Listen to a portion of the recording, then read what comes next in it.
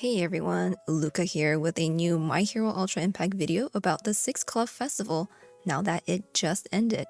It was a grueling 7 days with endless attempts at different teams and resetting for good RNG. I spent so many in-game resources trying to make things work. I'm all out of super gadgets now. I'm gonna have to play more arena to get more of these things. How was the 6 Club Festival for you? Let me know in the comments. In this video, I'll be going over final rankings, the teams we fought each day, and the characters I felt were the MVPs of this club festival. Some of my top picks were pretty useful, but there were a lot of other characters who ended up amazing too. Shout out to my clubmates Elimo, Dia, Soma, and Rayan for their amazing work this club fest, helping us figure out what works best. Thanks for checking out my channel. I got a new mic that solved my problem with plosives, but I am still working on figuring out other settings. I checked Club Festival rankings about 10 minutes before the event ended, so hopefully this is fairly accurate. You never know though, there could have been several last-minute players who decided to play or improve their scores in the last 5 minutes. But for now, this is what we know. Maybe I should have started with day 1, but here we are on day 7. Some of my clubmates went Super Saiyan on the final 2 days, getting scores over 600,000. That wasn't me though. I managed around 500,000 on day 6 and close to 500,000 on day 7. On a whole, our scores went up a lot the final 2 days, which gave us a much needed boost. So here's day 7. We were second. And on day 6, we were second. On day 5, we were third. On day 4, we were also third. On day 3, we were third. Day 2, also third. But on day 1, we were fourth. So the first day is when we ranked the worst since Club Festival started halfway through the day. We had 3 players who didn't manage to play that day. That put us solidly in third almost the entire club festival. However, the last 2 days turned things around and, wait for it, we got second place overall. Coming into club festival, our goal was third because we were so close to third last time. After this fest started, it became clear that second was actually possible and that our new rivals this time weren't Kazoku or League of Sims, but rather Izuban. I do wish that Kazoku and League of Sims were still playing as hard as before, but it seems like some of them have decided to join Ultra L. I have to say that Hawk's Agency and Izuban have been doing well with keeping active players. We're here to play the long game. Slow and steady. We are a casual club with our main club requirement being stay active, no BP requirement, so being able to get second is quite amazing. As for individual ranking, here it is. Rank 34. Maybe lower depending on any last minute players. I'm kind of sad. I wanted to get top 30 and spent a lot of time trying to improve my score every day, but missing Summer Nejire really hurt. I had a lot of other good options, but no one is quite like Summer Nejire. Another missing character that hurt my score was Celeb Mina. She could have helped a lot on a certain day this time. I went to sleep ranked 27th with a few hours left to go and knew that it was impossible to keep that rank. But for a moment, it was amusing to have the same rank as Shinso in the sports tournament from the obstacle race. I would have been so happy with rank 27, but it was not meant to be. Now, another factor that was demotivating was having hackers return to Club Festival. I'm pretty sure that there are 3 hackers in top 90 with 2 in top 30.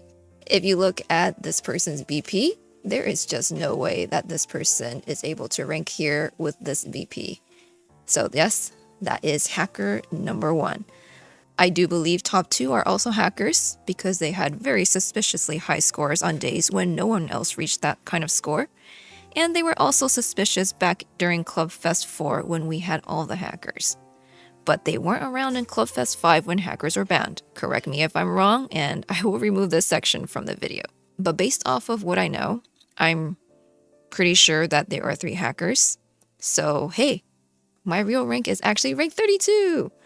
Not that it makes a difference, but I do feel bad for rank 31 and 32. You should have been top 30. And for rank 91, 92, and 93, you should have been top 90. I really hope the game does something about these hackers. Moving on, all the different teams we faced in Club Festival. You know, I said that Club Festival felt like Arena on steroids, but after this week, I feel like it also felt like a new climax battle every single day. Except we figure out the strategy one day and everything changes the next day. Day 1 was not too bad in retrospect. Also a cute Season 17. They didn't give us a duo Monoma and Aizawa unit, so instead we get to face the new Monoma with an Aizawa of their choice. The game was kind of easing us in. Monoma was frustrating to face, but after facing the rest of the other teams, he was too kind in comparison. It was painful playing around his skill ceiling, lots of resetting. But to make my life easier, I used Steampunk Aizawa to lower his chance of skill ceiling. Day 2. Oh my goodness. Dabi, you are not this good in our hands. But as a Club Festival opponent, I fear you. He one-shotted everyone starting in turn 2 with plus ultra every turn. Celeb Mina made this day a lot more bearable since she could lower his plus ultra and prevent him from nuking our teams. But unfortunately, I don't have her. So I had to use a different strategy. Day 3 versus the pro heroes with Mount Lady keeping Piercing Shot in check. She is able to block our buffs after getting hit by Piercing Shot, which lowers our damage a lot. Summer Nejire solved a lot of this problem and also does great damage, especially against DST, Aizawa, and Endeavor. But sadly, I don't have her. My team was very patched together and felt like they could topple over if you just sneezed on them. Day 4, Mount Lady again? They're getting uncreative, and what's the theme here? I really don't know. Getten is the one who makes this fight a lot harder because of frost, freezing, and frostbite. I love using Getten myself, but facing him is terrible. Fluttering Snow Froppy was a lifesaver here, but I never did figure out a good team here. Rapid Resolve Deku made things safe, but didn't yield a high score. Day 5. Happy New Year, I guess. New Year's Denki made it so we could only hit him the entire match, while New Year's Endy nuked us. Endy goes crazy late in the fight, and then just dies on his own after having a grand time beating us up. I believe Summer Nejire was once again useful here. This day, we just sacrificed some characters to Endy and hoped for the backline to be able to survive the final 2 turns and get a few more hits in. It was insane. Maybe some of you figured out something else for this fight. I did not have a good time. Day 6 feels a bit ironic because Summer Nejire has been putting in a lot of work for a lot of players, but now she's here as an opponent. And boy does she hit hard when Aizawa gives her Piercing Shot. You could buff block her to prevent that, or bring Joyous Dash and Steampunk Bakugo to cut down on her damage. Day 7, the final day. They hit us with the full Steampunk team and New Year's Endy? Is this hinting at Steampunk Endeavor? These Steampunk characters hit so hard, but Joyous Dash and Steampunk Bakugo really helped here. If only I had Summer Nejire for the team. Now these are the characters who I feel were the MVPs of this club festival for getting higher scores. A lot actually weren't mind or strength. First we have Celeb Mina. She was useful for just one day, I believe, but boy was it crucial. I really hope I can get her on her rerun, though I don't know if she'll be useful again in the next club festival. But having the option to lower plus ultra gauge is always good. Next up, we have Celeb Ochako. Good damage and stunts. She saved me with her stunts versus Int Dabi because I didn't have Celeb Mina to protect me. Snowboard Hawks, the tank of choice, allowing us to survive a lot. What a lifesaver. Steampunk Aizawa. Whenever he could fit on the team, he boosted team damage, gave piercing shot to the main DPS, and provided cooldown support and healing. Getten, an F2P player's best friend. Good damage and support, especially if you're like me and don't have Summer Nejire to rely on. Celeb Bakugo. While not the main DPS this time, he put in a lot of work with buff block, team cooldown, defense debuffs, power down, and good damage. Valentine's Momo. She put in good work to buff the team and also did amazing damage when I was using her as the main DPS on one of the teams. Even at base copy, she did well. I can only imagine the damage output at higher levels. Fluttering Snow Froppy. I depended on her so much. She can boost the DPS, provide healing, and stack so many buffs. She and Aizawa were crucial supports. I could see them being useful next time again. Summer Nejire. She put in so much work for a lot of people. I really might have to try polling for her on her rerun. I just always felt like I missed the boat, so why summon now so much later when there are always new units to get? But even now, there just aren't any characters quite like her with AoE skills, team defense, healing, status nullification, team evasion, and debuff cleansing. She has yet to be dethroned.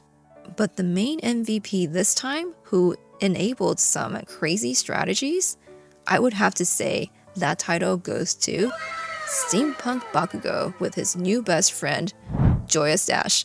He enabled some insane scores this time. So if you don't have Joyous Dash yet, I might suggest summoning on the 100M banner just for this memory if you want to try some insane club festival strategies that other players have cooked up. I thought that memory would be useful in Club Fest. It turned out way more useful than I could ever imagine. Of course, we don't know if this will still be useful next Club Fest, but building your Steampunk Bakugo up is always a good idea. These Bakugos are just really good Club Festival units. A lot of the new limited units ended up being useful in this Club Festival, like Fluttering Snow Froppy, Celeb Mina, Valentine's Momo, and Snowboard Hawks. And the newest Gen Pool units ended up being our opponents, like the new Monoma, Guide to Hell Dabi, and Exciting Holiday Mount Lady. We also faced Climax Battle Endeavor, Getten, and Redestro. I wonder what this means for the next Club Festival. It could be designed around us having the latest limited units, while we fight against the latest Gen Pool units, along with Steampunk or whatever the new theme is. So some of these characters might not even be useful again next time. They will probably want us to use whoever the new limited units are. But we won't find out until the next Club Festival. It does seem like summoning on new limited step-up banners is going to be the best way to keep up. Summer Nejire though, Summer Nejire, she is eternal. I will be summoning for her on her next rerun. Thanks for watching. I'll be watching the My Hero Ultra Rumble tournament in just a bit. Are any of you watching? I'm hoping to hear good news that Shinso is the next character. We might also find out what's next in store for My Hero Ultra Impact on Tuesday. Also, I'm summoning for Mighty in Star Rail.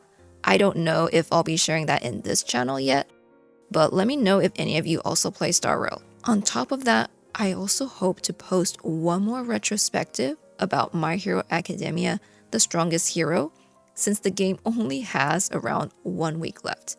Keep an eye out on this channel for more videos. Like, comment, subscribe. It means so much. Thanks for being here. Luca out.